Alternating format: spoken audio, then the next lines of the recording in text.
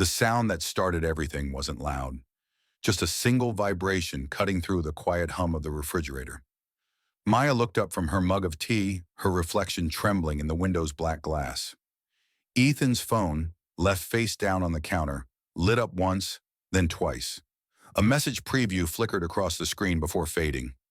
She wasn't the kind of woman who snooped. At least she hadn't been.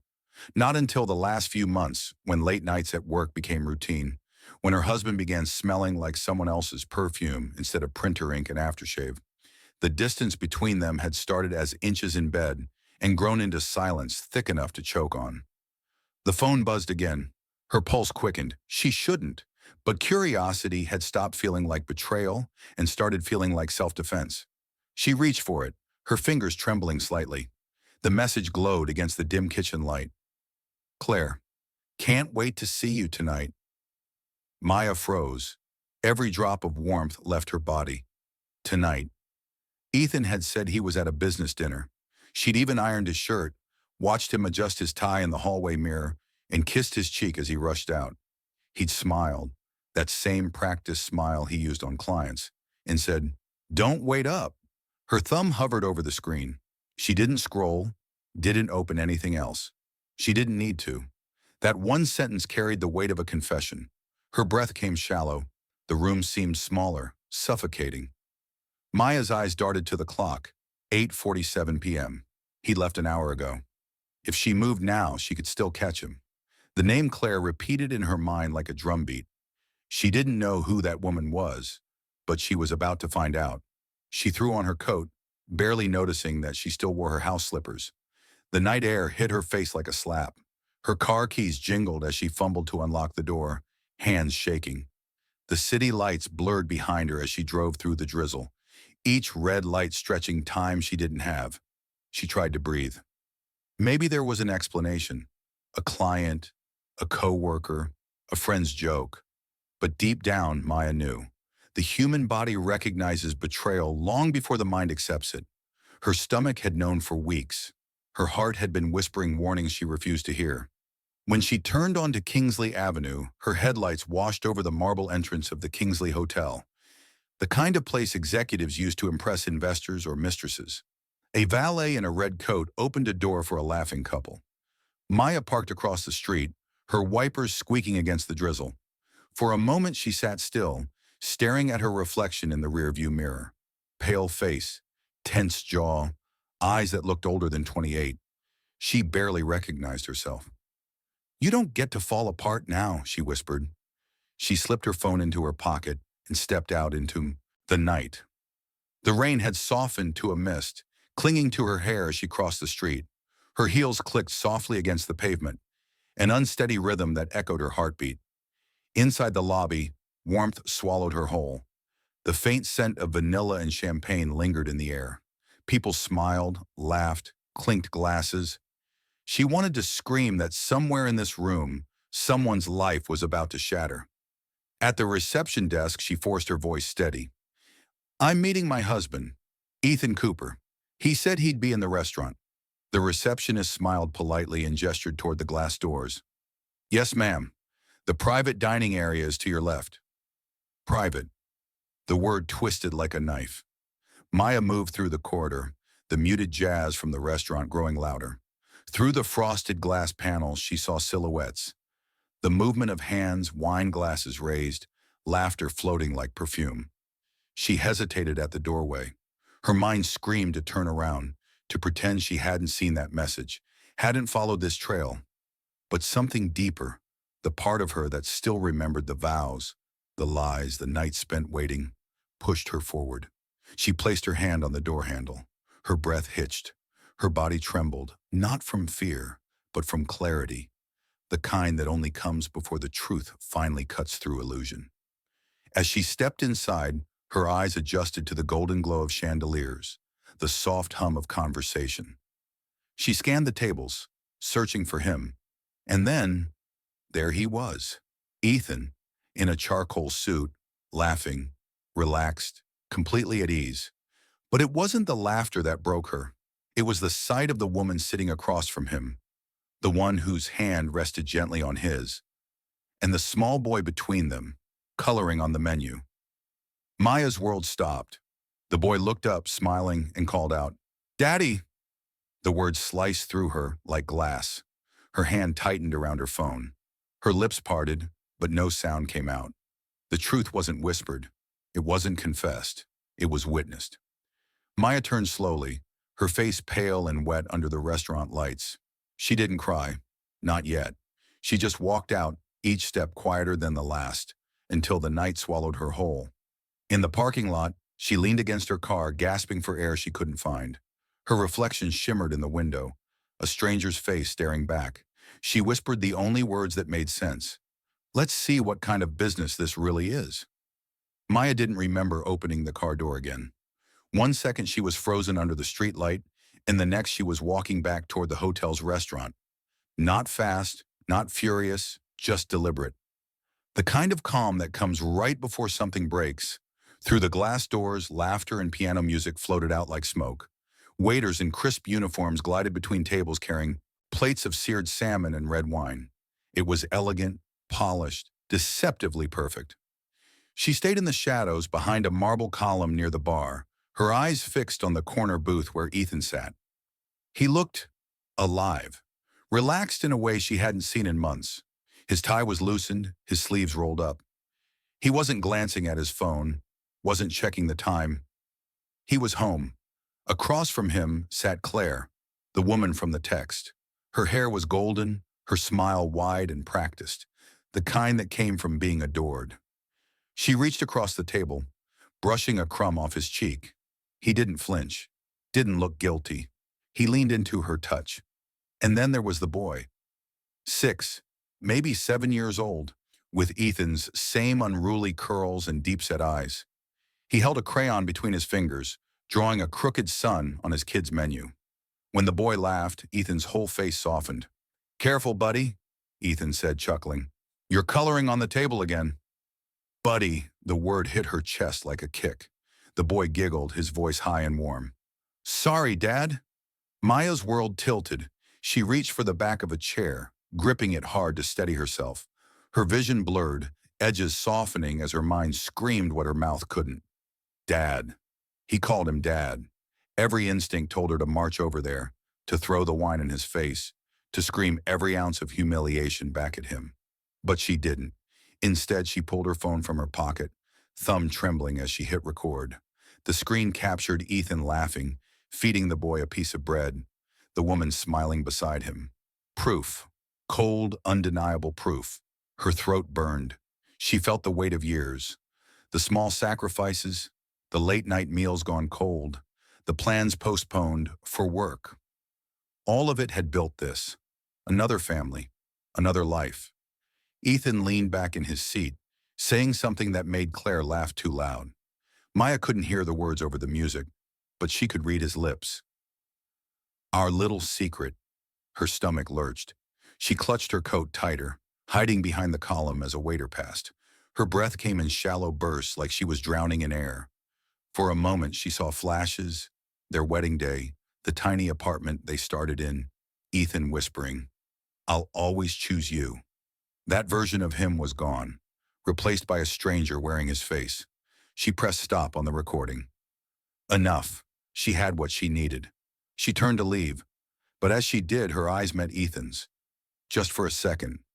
He didn't recognize her at first. He was mid-laugh when he froze, his face draining of color. The glass of wine in his hand tilted, spilling dark red across the tablecloth. Claire turned, following his gaze, her smile faltering. Maya didn't move, didn't blink.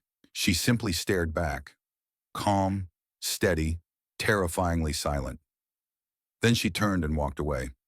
"Ethan?" Claire asked, confused. "Who was that?" He didn't answer. His hands trembled as he grabbed a napkin, blotting at the spill. "Nobody," he muttered. "Just nobody." But Maya was already outside. The cool air slapped her cheeks, grounding her. She crossed the parking lot, her heels clicking against the wet pavement, each step sharper than the last. When she reached her car, her hands finally gave way. The phone slipped from her fingers onto the passenger seat. Her breath came out in sobs. Not loud ones, just broken exhalations, like her body was emptying itself of shock. Through the windshield, she could see them. Ethan running out of the restaurant, looking around the street. But she didn't start the car. She wanted him to see her, to know she'd seen everything. Their eyes met across the rain-speckled glass. For a long second, he stood there, helpless under the amber glow of the streetlight. Then he stepped closer, mouthing something she couldn't hear. Maybe her name. Maybe another lie. Maya wiped her face, started the engine, and reversed without looking back. The tires hissed against the wet asphalt, the sound like a final word. The drive home was a blur of headlights and tears. The city moved around her, strangers laughing, couples walking hand in hand, while she sat in traffic feeling like a ghost in her own life. At a red light, she opened the camera app again, playing the video. The boys' laughter filled the car. Ethan's voice followed. "That's my son." Her chest tightened. She pressed pause, staring at the frozen frame. Ethan smiling, eyes crinkled in joy. The same smile he'd once reserved for her. When the light turned green, she didn't move. She just whispered, "I met your son, Ethan, the one you never told me about." Then she drove home, her eyes dry now, her expression steel. The part of her that still loved him had died somewhere between that restaurant door and her front seat. By the time she pulled into their driveway, one thought repeated in her mind. Clear, steady, unshakable. "You built a life on lies. I'm going to take it apart, piece by piece." The house was dark when Maya pulled into the driveway. The porch light flickered, catching the edges of her reflection in the car window. Eyes hollow, face drained of warmth. She sat there for a long time, engine idling, hands gripping the steering wheel until her knuckles turned white. The silence felt heavy, suffocating. The kind that followed after something had died. Not a person, but trust. When she finally stepped inside, the scent of his cologne still hung faintly in the hallway, mixed with the faint detergent smell from his freshly pressed shirts. Everything looked the same. The photo on the mantle of their wedding day, the throw blanket she'd folded that morning. But none of it felt like hers anymore. She went straight to the bathroom, splashing cold water on her face. The woman in the mirror looked like a stranger wearing her skin. Her eyes were dry now, not red from crying, just empty, hollow. Downstairs, the clock ticked past midnight. She made tea again, though she didn't plan to drink it. It was just something to do with her hands, something to anchor her in the world that had just split open. At 12:38 a.m., she heard the crunch of tires on gravel. Headlights swept across the window blinds. Ethan's car. Her pulse spiked, but she didn't move from the kitchen counter. The key turned. The front door opened. His familiar voice broke the silence like nothing had happened. "Hey, babe," he called out, setting his briefcase down. "You're still up?" She turned slowly, every muscle in her body trained to stay still. "Couldn't sleep," she said softly. He smiled. Tired, automatic, rehearsed. "That dinner went longer than I thought. Clients, you know how they are." Clients. Maya watched him move, jacket off, tie loosened, sleeves rolled up. The same clothes he'd worn while feeding another woman's son. The same voice that had said, "That's my boy." She forced a small smile. "Yeah, I know how they are." He walked over, pressed a quick kiss to her forehead. The scent of his cologne hit her again. The same one she'd smelled on Claire's dress when she brushed past the table. It burned. "You okay?" he asked. "You look pale." "Just tired." She gestured toward the tea. "Want some?" He shook his head. "No, thanks. I'm beat. That client, Claire, she's impossible to please." He chuckled as if the name didn't slice her open. "You'd like her, though. Smart. Real organized." Maya's fingers tightened around the mug. She pictured the woman's hand brushing crumbs off his face, the boy's laugh echoing in her head. She forced herself to stay composed.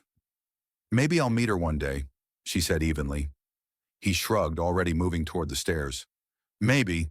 She's got her own family and everything. Sweet kid." Her heart stuttered. He said it so casually, so effortlessly. "Sounds nice," she murmured.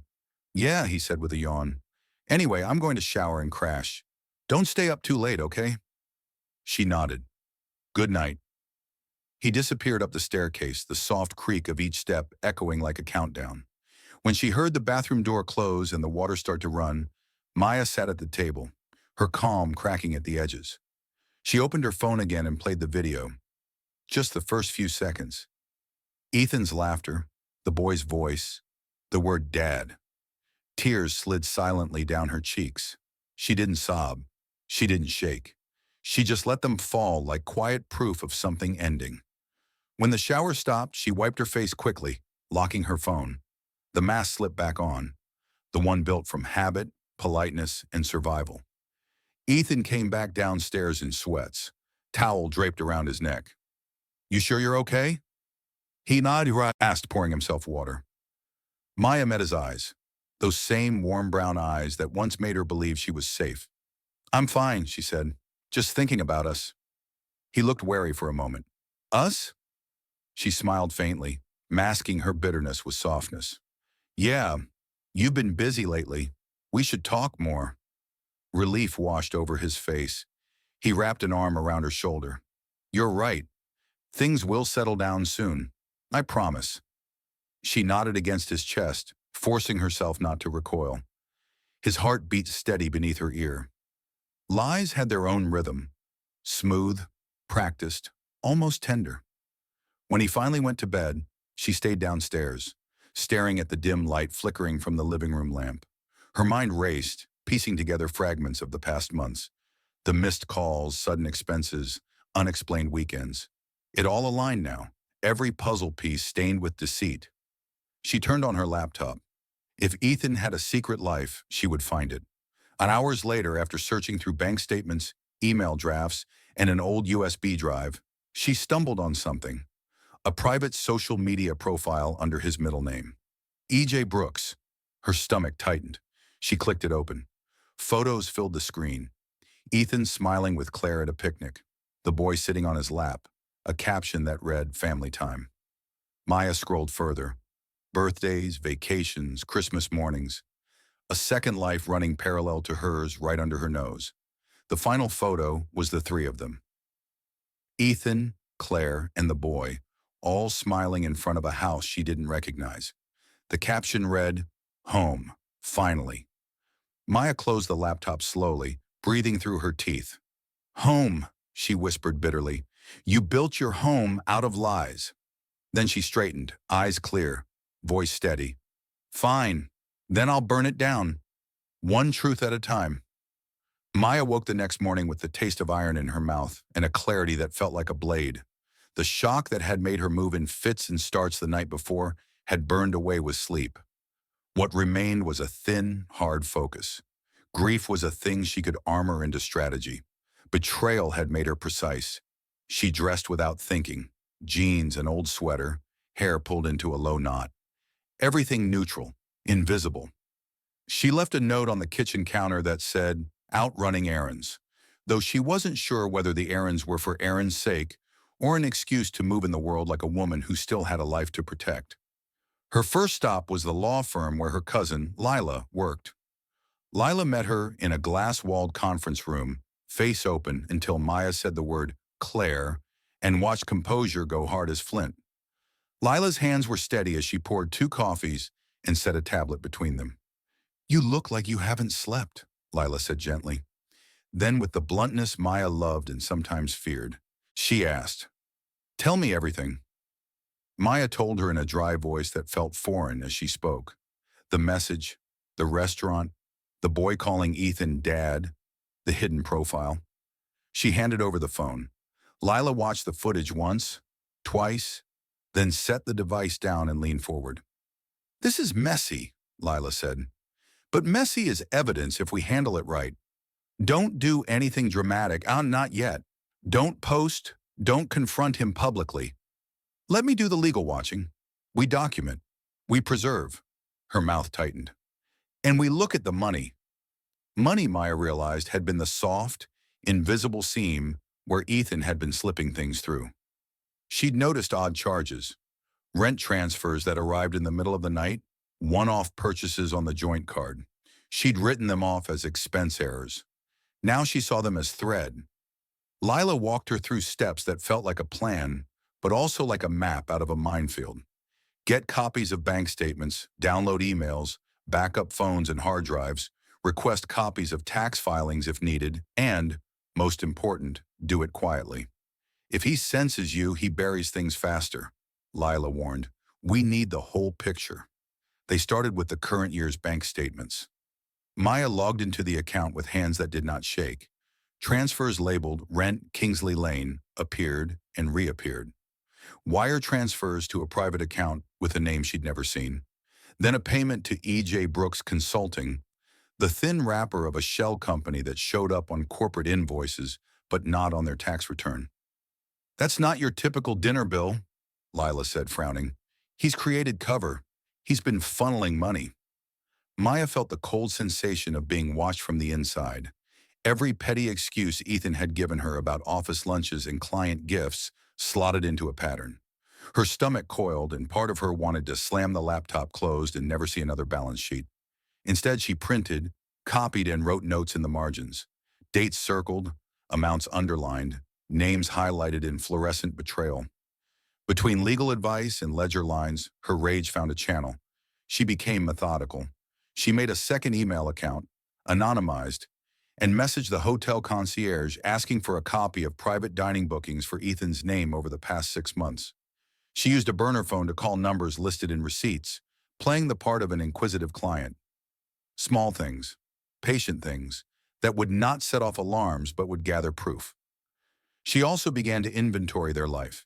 Deeds, ownership papers, insurance policies. If the house had been purchased in both their names, if business shares were registered jointly, those would be leverage. If Ethan had been siphoning company funds into a shell to prop up another family, it would show up on ledgers if someone looked long enough. Late in the afternoon, while sorting, through a stack of old tax envelopes, Maya found something that didn't belong. A children's drawing tucked between mortgage statements, a sun with wild rays, a figure labeled Dad. Anxiety hit anew, but this time it sparked a different thought. Not of ruin, but of exposure. The man who'd built this life in secret had left fingerprints in paper and pixels. Every secret has seams. Every seam can be pulled. That evening, she sat at the kitchen table with Lila's voice at her back and the laptop glow on her face. She didn't want drama or vengeance for vengeance's sake. She wanted to dismantle deception with clean strokes. The emotion that had once made her lunge for confrontation had matured into something sharper. The plan to ensure that when Ethan's world fell, it would be public, undeniable, and final. She would not be the woman who stormed a table and then crumbled under the weight of spectacle. She would be the one who produced receipts, witnesses, bank transfers, and undeniable proof. She would force the truth into light on terms that left him no hiding spot. As dusk bled across the kitchen window, her fingers hovered over the keyboard. There was one event on the company calendar that seemed perfect. An upcoming gala where everyone would be present. Board members, clients, media, a stage. Maya closed her eyes and pictured the room. Chandeliers, a polished podium, Ethan smiling into the camera. For a heartbeat, she felt an old, small hope that perhaps he would confess. Then the rational part of her took over. No, he wouldn't. He would lie, smooth and practiced, until no one believed the woman telling the truth. She exhaled, steadying herself. Then, almost like a promise, she typed into her notes, "Gather everything, wait for gala, make it clean, make them watch." Outside, the city settled into night. Inside, Maya arranged the first pieces of a plan that would pull a double life into the light. She would not be reckless. She would be deliberate.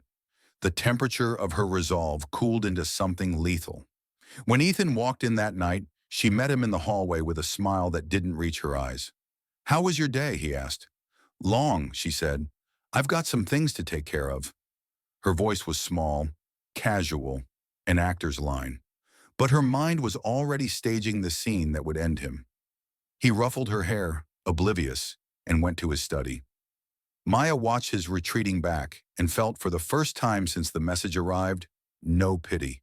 Only a tight, satisfied certainty. She had a plan. Now she needed patience.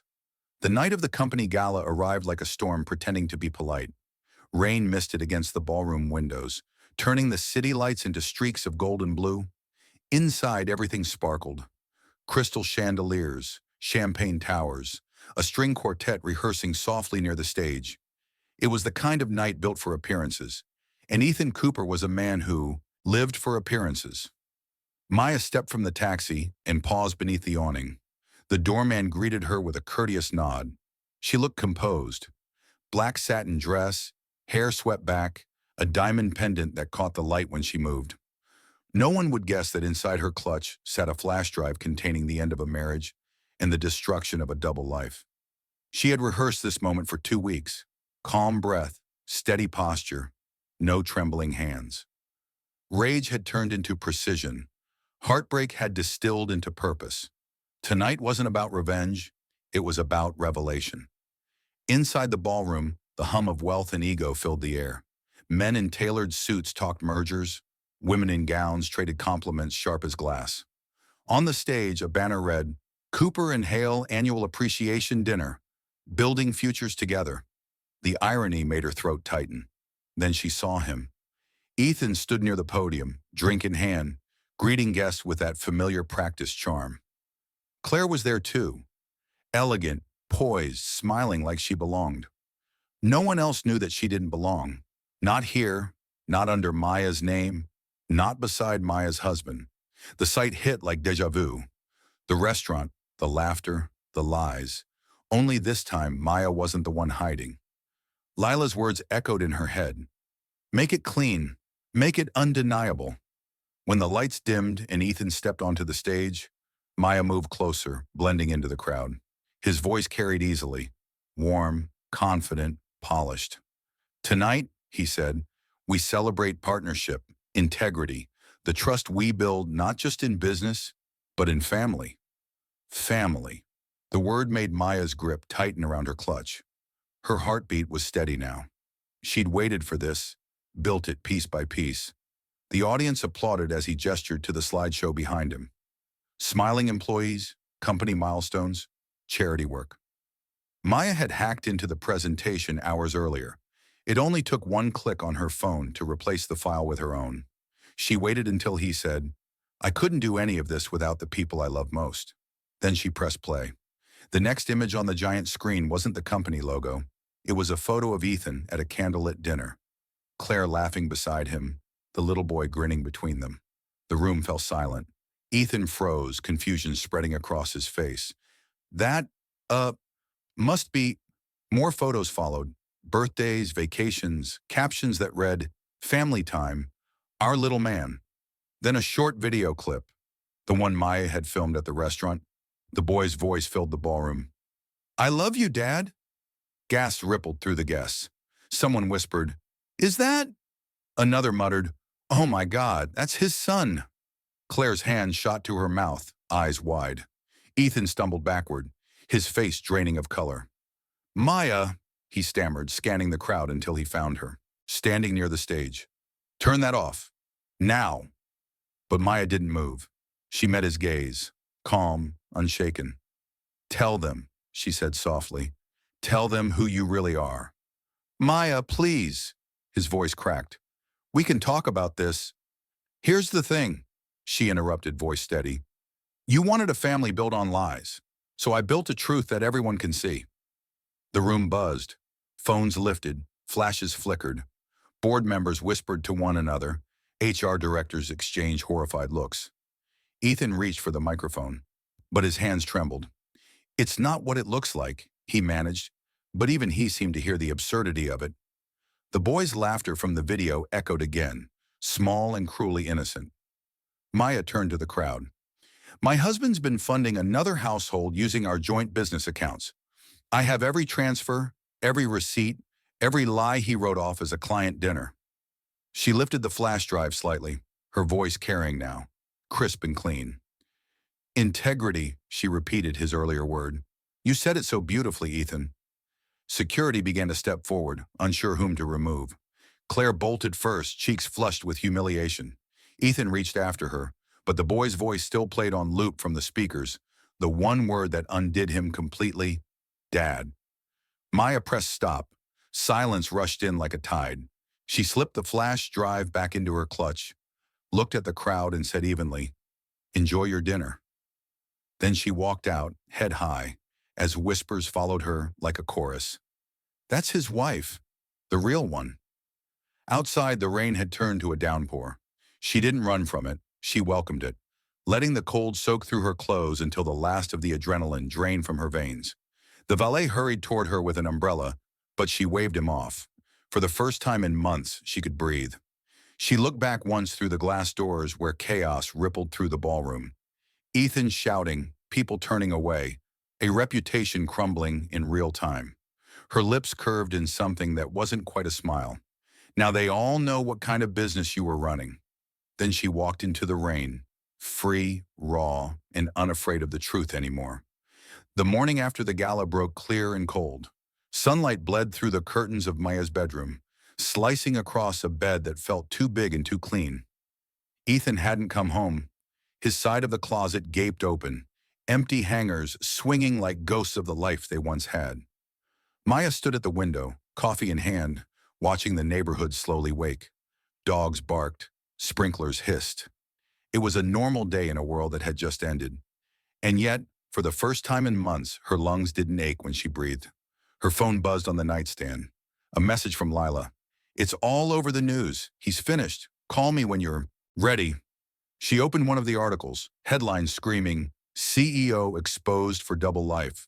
Wife reveals affair and secret family at gala." The photos from last night were everywhere. Ethan's pale face under the chandelier, Claire's frozen shock, Maya standing in black satin, expression calm and unreadable. The comments section was split between sympathy and disbelief. Good for her. Poor kid. He deserves it. Maya closed the screen. It wasn't vindication she wanted. It was peace. By noon, her lawyer had confirmed the next steps. Divorce papers were ready. With the evidence of financial fraud, Ethan's company shares would be frozen, and half of his remaining assets secured under her name. The joint account, what was left of it, had already been transferred to a separate one. Lila had moved with the speed of righteous fury. By the time he figures out what hit him, Lila said over the phone, he'll be too broke to lie his way out. Maya thanked her cousin softly. This wasn't about money, she said. I know, Lila replied. That's why you'll be fine. Later that afternoon, a knock came at the door.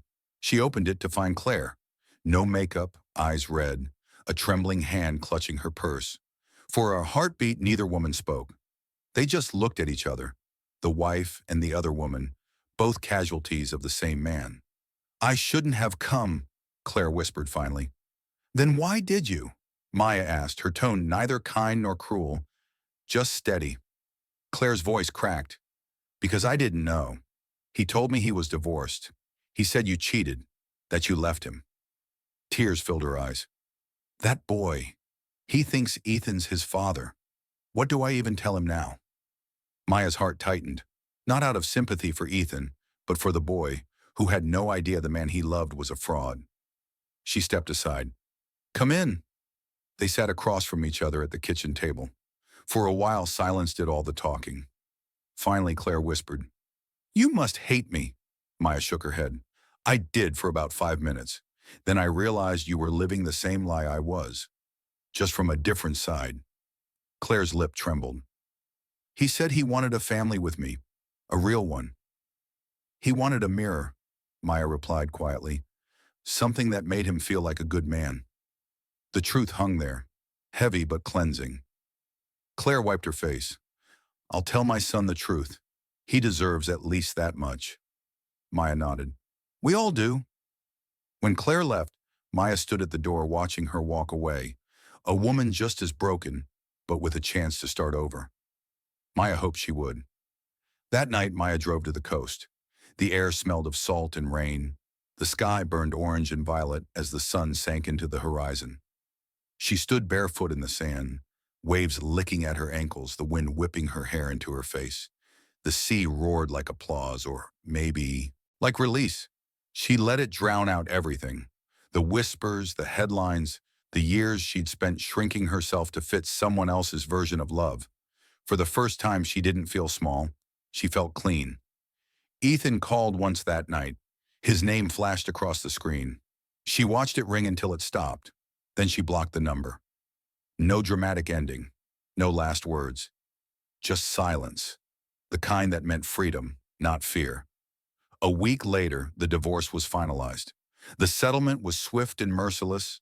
The house was hers, though she didn't want it. She sold it, donated part of the proceeds to a foundation for single mothers, and packed the rest of her life into 3 boxes.